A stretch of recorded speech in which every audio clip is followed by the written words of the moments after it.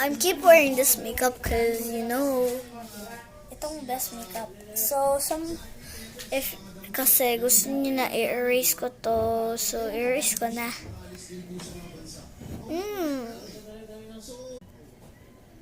Oh, hala ka. Hindi na to mag-erase. Lagyan ko muna ng desk ko. Makeup removal. Hala, bakit hindi na to ma-erase? Hindi na.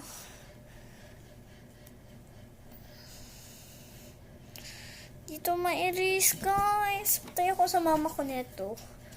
Ako pa na,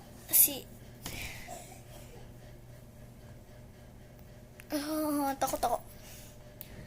Wala talaga, hindi talaga. Tingnan